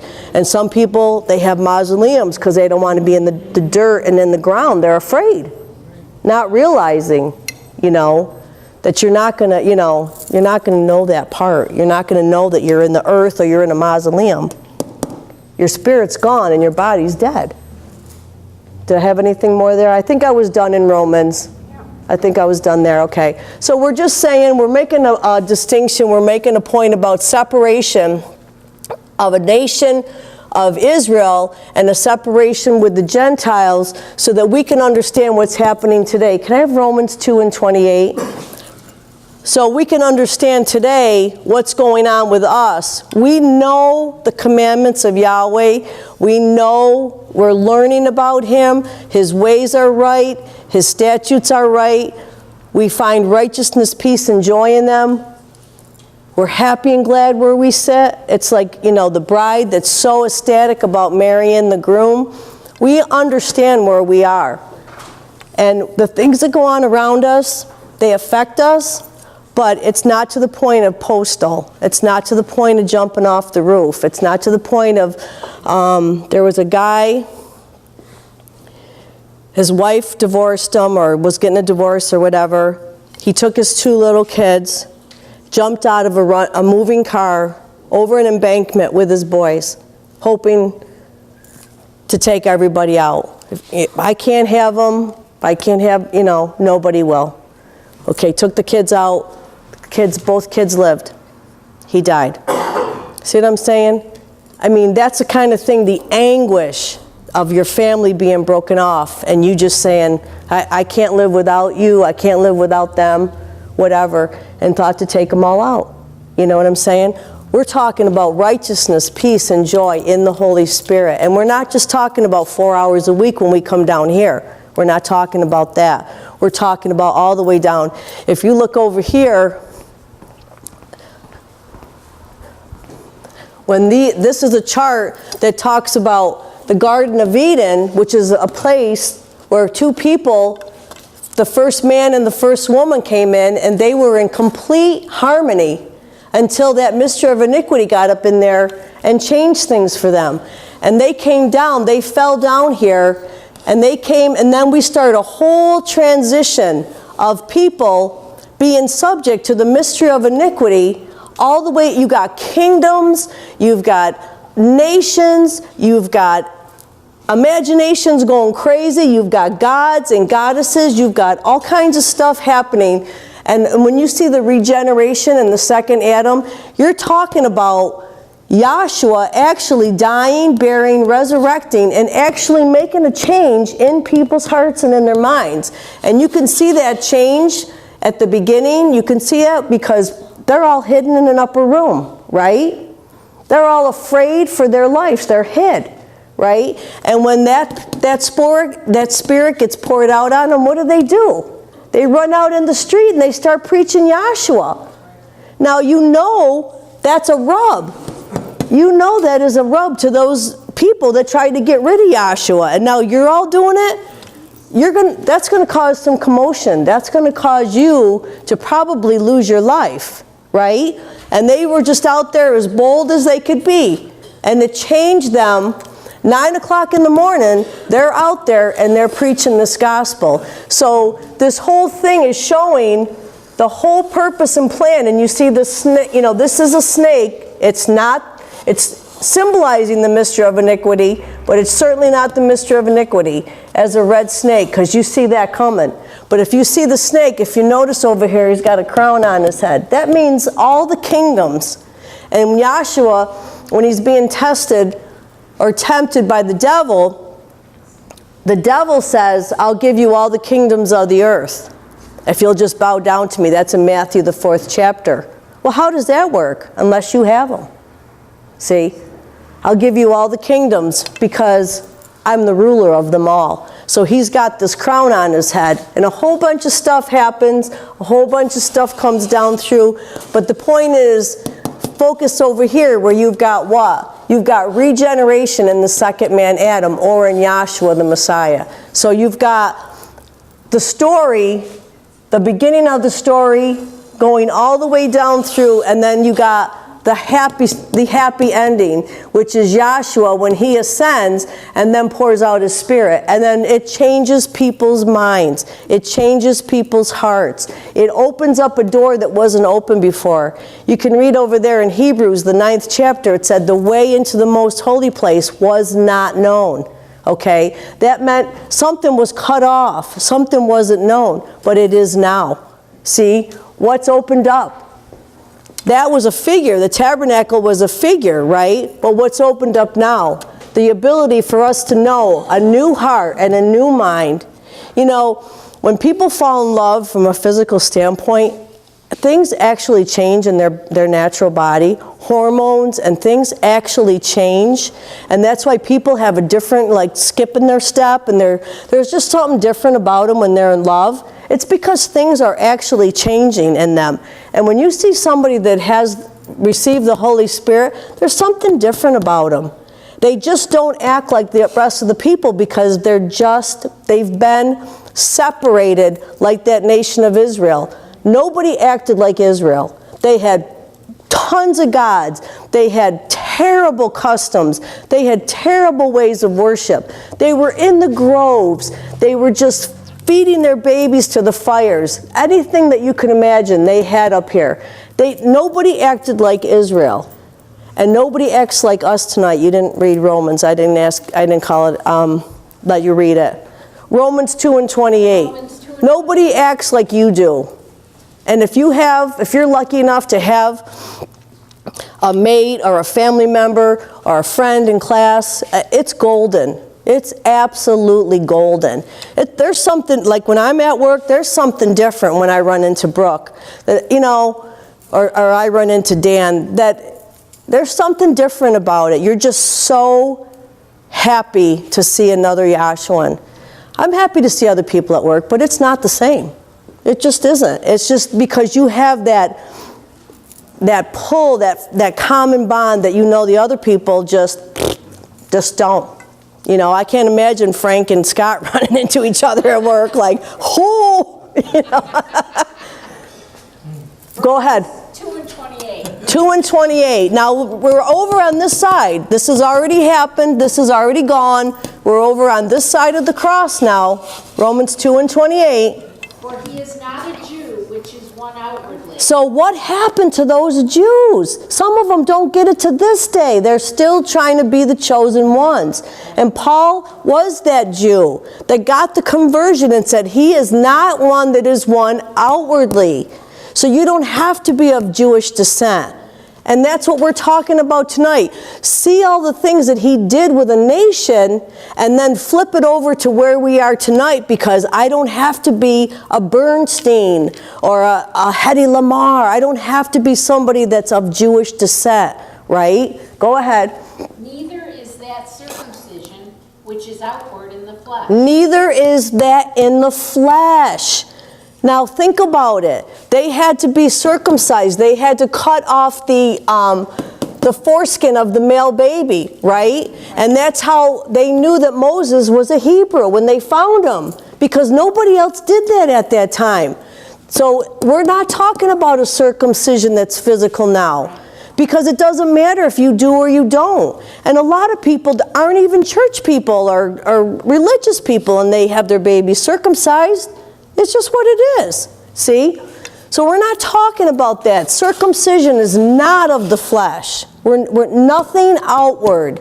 If I see, Bob walking down the street, there's not a halo around his head to know that he's a Yahshuan. You see what I'm saying? That other people would recognize him. We all look like the other people, but we know. See, we can discern spirit to spirit. Right. Go ahead. But he is a Jew, which is one inwardly. The Jew is the one inwardly now. And circumcision is that of the heart. Circumcision is that of the heart. And this is a circumcised heart right here, folks. If you ever want to come up here and read what this entails, it's pretty powerful. The circumcision of the heart. Go ahead. In the spirit. In the spirit. And not in the letter. And not in the letter. What does that mean? In the spirit and not in the law. See, not in the letter of the law, but in the spirit. You can get 1 Corinthians 3 and 10, I think it is, where it talks about the difference between the letter and the spirit. And that's what we want to, we want to make sure that we understand the difference between what's here and what's here. And never, never can they be blended or mixed together or just grab a little bit of something for the just in case. Never can they be mixed, okay? There's a great gulf fixed. The letter does something and the spirit does something. What is it? What's the letter do? Kills. The letter kills. Why? Because it's an impossibility to keep it. The letter kills. The spirit gives life. Why? Because Yahshua the Messiah is the one in you doing it. Very simple. Very simple. Go ahead. What's that verse, Ricky? Oh, I thought you were in the book. It's 1 Corinthians 3 and around 10, or maybe 7, where it talks about the difference between this law and this law. New heart and mind led by spirit law. Do you ever see, isn't it amazing how the animals, they just move by spirit law? They never skip a beat. The shark, he never decides, I think I'll dine on something different today. I think you wanted 2 Corinthians 3. Okay, that's where the problem is. It's 2 Corinthians. But the animals never, like a giraffe that just eats leaves off the tree, he never says, I am so bored with that, I think I'm going to go find me a rabbit. See, they go by spirit law. And we, in the sense of what Yahshua gave us with a carnal mind, you weren't following, you weren't being led by spirit law in righteousness. See, that's our gift now. It's such a gift. It fits everybody. There's no returning it. There's no taking it back to the store and say, I hate this. Green is not my color. I hate that. No, this thing fits us to a T. Go ahead, 2 Corinthians 3. Well, no, it's not 1. It's a little bit down there where he starts making this point about the letter.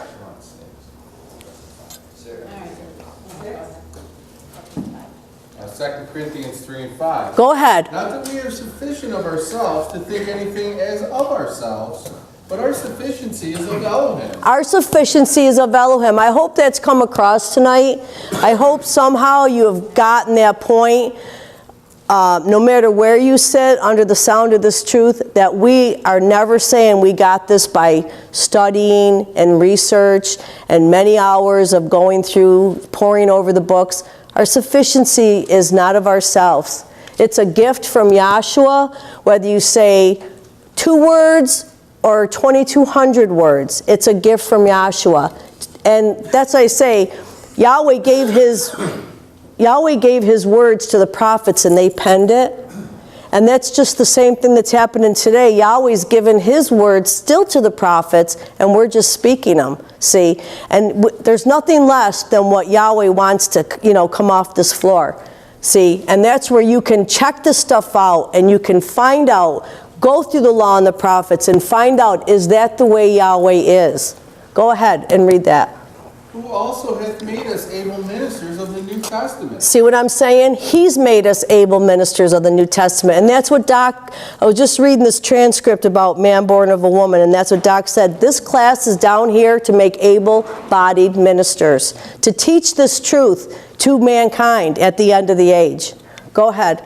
Not of the letter, Not of the letter. Now, Paul is talking about over here, this Mosaic law was the letter, and it was all written down, and it was written down and it was kept in the tabernacle. This is the letter, all written down, okay? So you're going to know if this is the letter and written down, this is not going to be written down, and it's not going to be the letter. It's not going to be something for you to go back to and say, there it is, I'm doing the right thing. It's not going to be that way, see?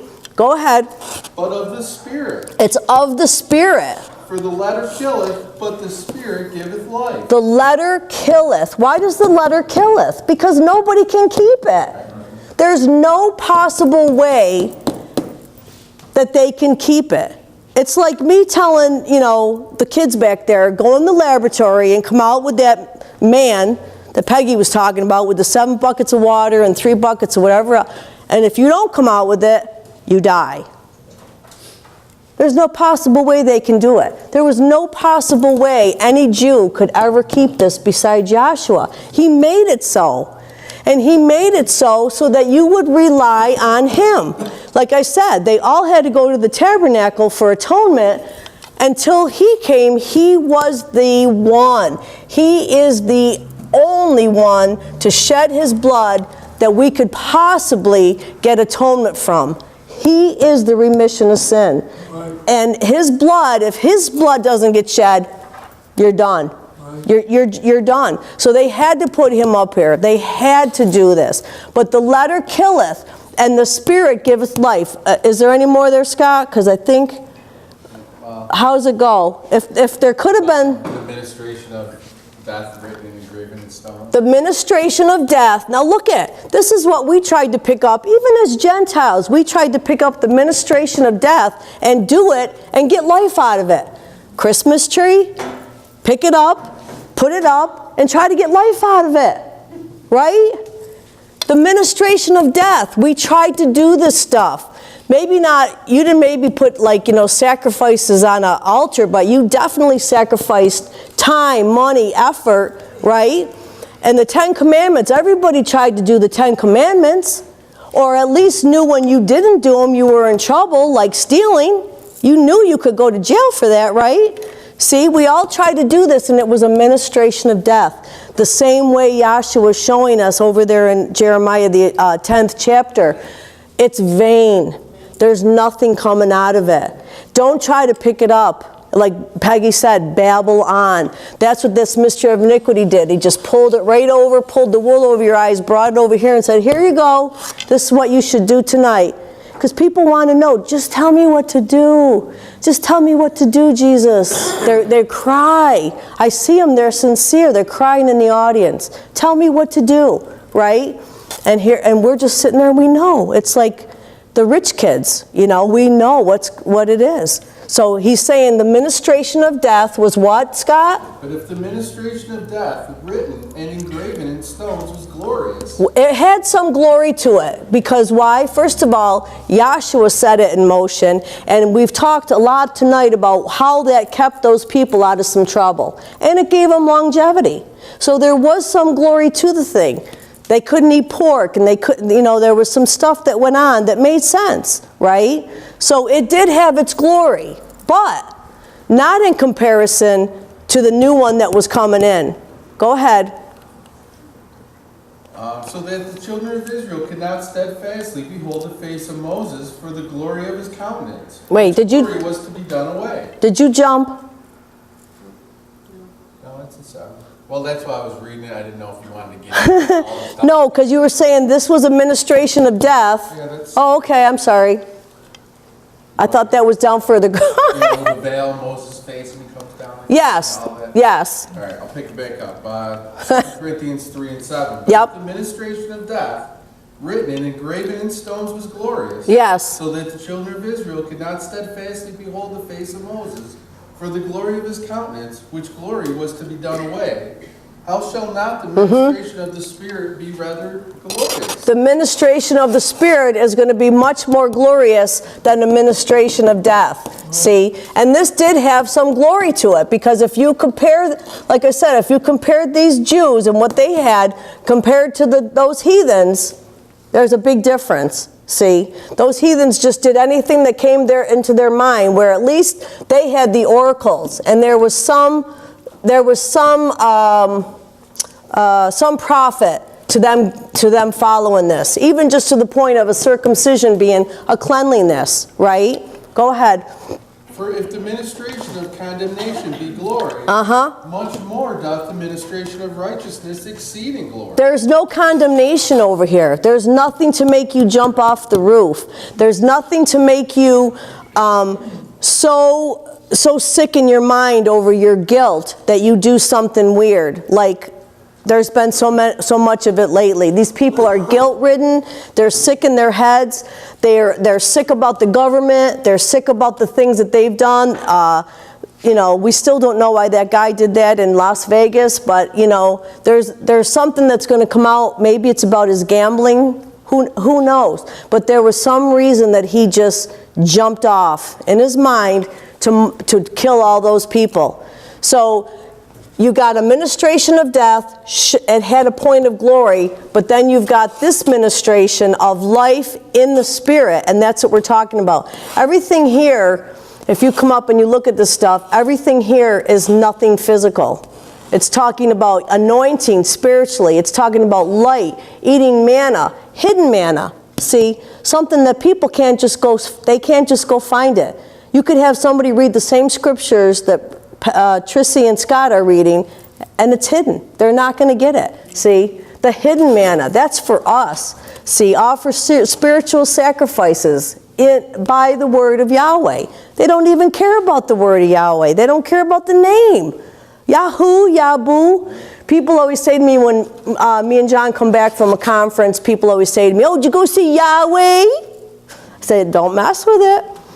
Don't mess with it, because I'm just not going to, want to see you, be choking on a bone and calling for that name Yahweh, because I can't help you.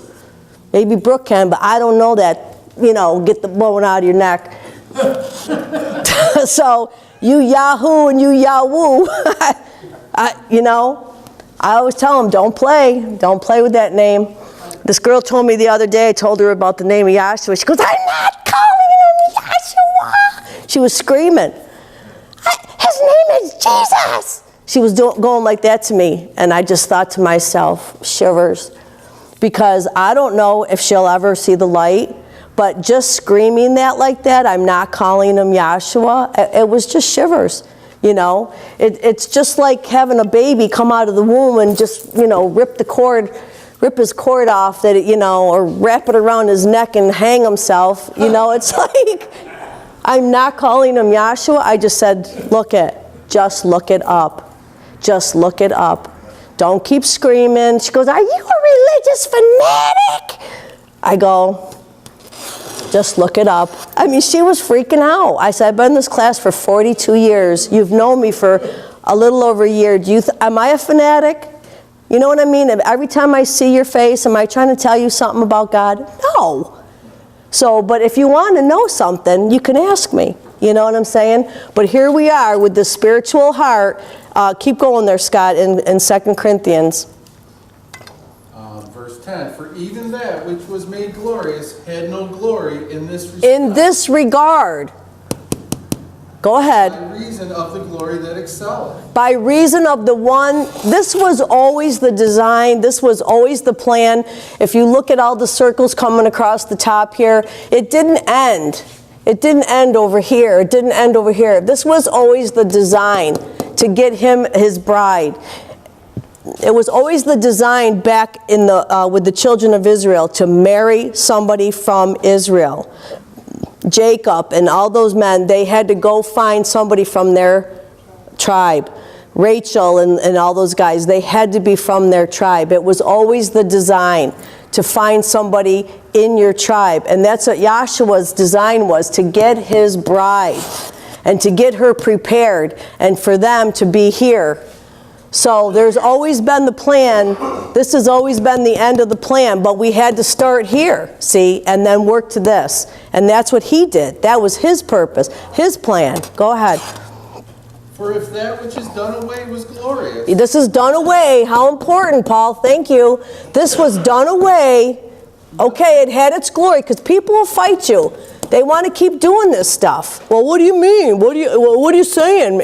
You know, they want to keep doing this stuff. It had its day. Yes, indeed. Paul's saying it had its day. But, go ahead. much more that which remaineth is glorious. Much more this that remaineth is glorious. This is eternal. Doesn't this say temporary over here somewhere? Yeah. Temporary. See, earthly, physical. Isn't the physical, doesn't it always show you that it's going to rust and rot and mold? And doesn't it always show you that? Even our bodies, I mean, the temporariness. And we're talking about something here. Look at this thing is alive.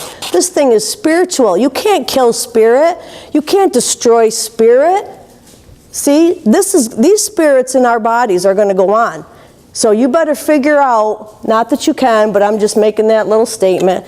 It's either the lake of fire or it's life and peace in Yahshua, in eternal life, because you can't kill what's in these bodies. You cannot destroy spirit. See, that's where Einstein comes in and says it just changes. It goes into energy or something, right, Peg? Doesn't it go into changes states, but you can't destroy it. Okay? So we're talking about that spirit being in us, and we're not destroyed. See, we'll go on in life and peace with Yahshua, with this heart, spiritual kingdom, sacrifices, law, priesthood, holiness unto Yahweh. Where have I heard that before? Didn't the priest have a mitre on his head that said holiness unto Yahweh? And guess what? He would die if he went into that most holy place without that mitre on his head. What difference does a name make? See what I'm saying? People just they say that as kind of like a, I don't know, it's kind of like a knee-jerk reaction. Well, what difference does that make? God knows who I'm talking to. But it makes a ton of difference. See, if they would have tried to go in there, they would have been dropped. And we've got the example of Aaron's sons when they tried to go in there with strange fire, right? Oh my gosh, did Yahweh have any respect to say, oh, those are Aaron's kids, he's my first high priest, I better give him a little break here? He didn't give them a break. They dropped. And guess what? This is so sick to me. They had to get them out with flesh hooks. They had to drag their bodies out. Can you imagine seeing your sons being dragged out of the most holy place? Someplace you had already been in righteousness, and now your kids are being dragged out of there with flesh hooks because you couldn't just pop in there. Oh my gosh, my kids. Yahweh doesn't play. That's why when they say, Yahoo, did you go see Yahweh? I'm like, don't do it. Don't do it. I think Ricky had a friend that said the guy used to always mock out the name of Yahweh, and he drowned, right, Ricky? That guy drowned? Yeah, we had a hard time talking to him. When you drowned, what are you trying to do? You're trying to get a breath. What's the breath? That's the name of Yahweh. Right. See, it's so much ignorance. You just hope that Yahweh has mercy on them because, some of the things that people say to me because they know about class and what I do, like my boss will always say, did you go to that class this weekend? I'll say, yeah, and she'll say, it didn't do nothing for you. Yeah. She'll always tell me that. Tina, she'll always tell me, didn't do nothing for you. Good. She has no idea, doesn't ask me, but says, did you go to that conference this weekend in Springfield? Because she knows I write down when I need time off where I'm going. Didn't do a thing for you. Good. Has no idea. See, that's just they mess with your head. So ignorant. That's what I'm saying, And I'm like, oh, but your ministration of death over here, that's really got you hopping. You see what I'm saying?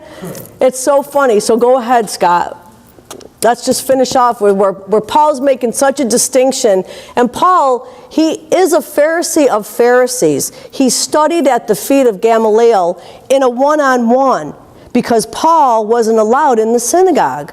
So he's got Gamaliel as a one-on-one teacher.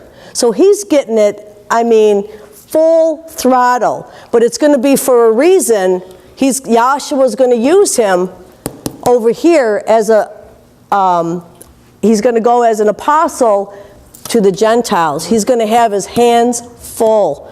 But he's going to have to make all these points and bring this whole thing down in some kind of form so he can get the Gentiles to see what's going on. And then you got those Jews that are crept in there, and they're trying to mess it up, and they're trying to go backwards into the ministration of death, see? And they're in class. And guess what? They're in class tonight, too. Maybe not necessarily in this room, but they're in class, see?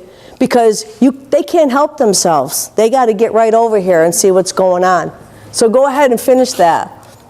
Seeing then that we have such hope, Yes. we use great plainness of speech. We have such a hope that this is gone. We couldn't handle it. We couldn't manage it. We couldn't do it. Now we have this hope. So we're going to use great plainness of speech. And nobody's going to be up here talking like Einstein and Stephen Hawkins and the gang. There's no edification in that.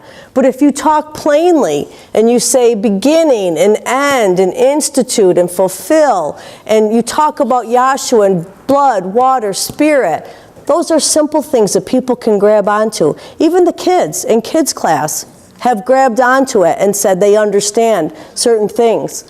And they know that name is Yahshua. So they can hang on to that, see, until Yahshua brings them in fully. Go ahead. And not as Moses would put a veil over his face. Moses had to put a veil over his face. He was the revelation. Can't imagine. The children of Israel could not steadfastly look to the end of that which is abolished. Right.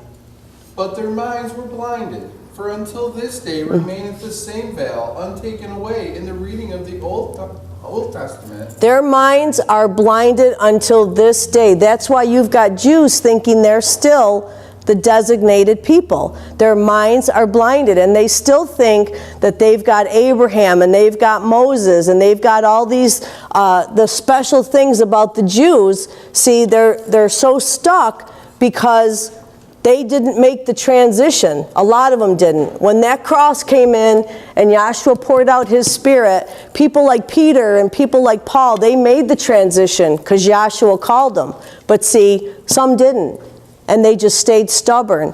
And their hearts are blinded, their minds are blinded, they can't see it. And we've seen it in this class. People cannot make the transition. They cannot see it. Go ahead. But their minds were blinded, for until this day remaineth the same veil untaken away in the reading of the Old Testament. In the reading of the Old Testament. Now we're reading the Old Testament, but we're reading it, and then we're going to make the transition. We're going to make the jump to talk about the Spirit. That's the physical, and then we're going to show how that was just designated to show something over here about the Spirit. But we're not going to stay over there. We're not going to ask you to be getting water. And we're not going to ask you to keep the 10 commandments. Well, at least just keep the 10. See? A lot of people, myself included, thought if I had the Holy Spirit, I would be able to keep the 10 commandments. And guess what? Could not. I think one of the big ones in there was don't lie, and that was always a favorite. It was like, certain things like, people, I go to Weight Watchers, and they say, hey, did you lose any weight? Yeah. Didn't. Just, little things, he takes it away. You don't need that stuff. He takes it away. But I'm just saying, you're not going to be able to keep the 10 commandments because that's the ministration of death also. This whole thing is a ministration of death. And like Peg said, tomorrow morning, the churches, they're all going to be going. They're all going to be doing the sacrifices, and they're going to be baptizing. And they get money from doing baptisms and stuff. And then sometimes they'll make people who want to be in the church and do these ceremonies, they'll make them pay or be a member or have to join the church, see, to do this kind of stuff. And people, they have no interest in the Roman Catholic Church, but they will do it because they want their kid baptized, that ceremony, that, they will do it. So it's a ministration of death, folks, and this is the ministration of life and peace. And keep reading down there, Scott, because it's going to talk about Yahshua being the liberty. Okay. Which veil is done away in Yahshua. Uh-huh. But even unto this day, when Moses is read, the veil is upon their heart. The veil's upon their heart. They're not going to see a thing. Nevertheless, when one shall turn to Yahweh, the veil shall be taken away. Now, it sounds like you're going to turn to Yahweh because you decided to, but He's going to cause you to turn and make that transition. He's the one that's going to be coming to get His bride. See, and He knows who she is, and He knows where she is. So it's going to look like they turned and made the choice, but it's going to be Yahshua causing that. Just like he caused the whole thing, He caused the sun to stay in the sky, He caused the moon to come out at night. He's causing us to turn and to look at Him, and to, the carnal mind being removed. Go ahead. Now Yahweh is that Spirit. Yahweh is that Spirit, or Yahshua is that Spirit. Don't get hung up on the physical man here, because this was nothing. This was what was used at a time, and then He took this off, and He rose a quickening Spirit. So He is that Spirit. And where the Spirit of Yahweh is, there is liberty. Where the Spirit of Yahweh is, there is liberty. And haven't we found that? And look at where the Spirit of Yahweh is. When that baby comes out, he better take a first breath and get that Spirit of Yahweh, right? And that name, or he's done with, right? If something goes wrong, and then isn't there liberty? Because that baby comes out and becomes a human that's, not becomes a human, but starts to walk and talk and crawl and do all kinds of things. There's liberty. Where the Spirit of Yahshua is, there is liberty. What does that mean? So Yahweh is liberty. Yahweh is freedom. Yahweh is salvation. See? And that's how you give Yahweh the praise, because you're not trying to follow the ministration of death and somehow earn yourself a salvation. See? You're not trying to do that. What you're trying to do is drop this, and you're going to walk by the faith of the operation, right? And experience this. Did you finish there? Just one more verse. Okay, go ahead. But we all, with open face beholding, as in a glass, the glory of Yahweh, are changed into the same image from glory to glory, even as by the Spirit of Yahweh. The same image from glory to glory by the Spirit of Yahweh. Now, we just didn't know anything about this stuff until we came down here. And Dr. Kinley didn't know a thing about it until Yahweh showed him. And all we're doing is taking what Dr. Kinley was told to bring to mankind and continuing it on. Not embellishing, not taking away, not making it like, convenient or inconvenient, or what we like and what we don't like. Yahweh gave this to Dr. Kinley in this vision form. And Yahweh said, teach my people. And that's what we're doing. And when you're on the floor, you're getting taught just as well as somebody might be on their seat, because things come out and you're just like, whoa, okay, Yahweh. It's what's happening. And it's always, always, always to the glory of Yahshua. And, you point over here, but really we can point over here to Yahshua, right? Here's this Yahshua, and here's His bride, see? And it's a union of love, and it's a union of respect and peace and joy. And it showed how Adam was in the garden with Eve, and how they were in that unity and in that peace and in that innocence. And see, that's what we're talking about, being in righteousness, peace, and joy in Yahshua the Messiah tonight, see? And to stay in that peace, to stay in that harmony.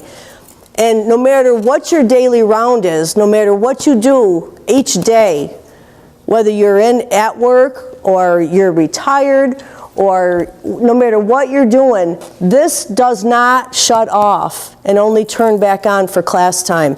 This keeps you going. You are instantly translated into the kingdom. And if I found myself physically suddenly living in a kingdom, guess what? I'd be wearing the clothes of those queens and princesses.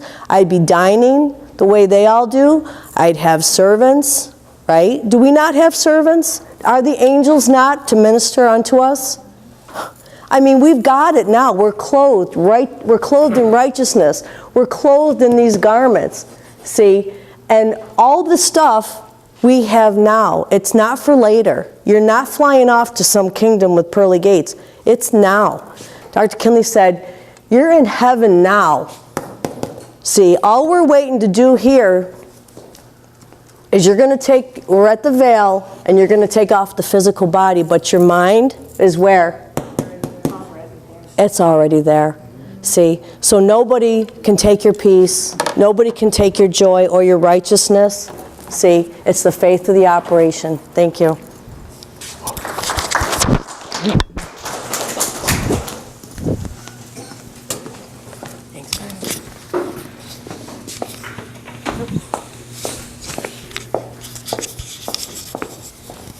I want to thank everyone for being here with us this evening and those for tuning in and viewing. Appreciate it. If y'all please rise for the doxology. Remind you that we meet here Wednesdays at 7:30 and Saturday at 7 o'clock.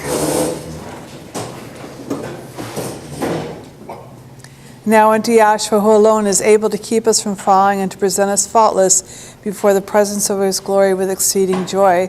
To the only wise Yahshua, our Savior, belongs glory and majesty, dominion and power, both now and for all times. So I'll say, hallelujah.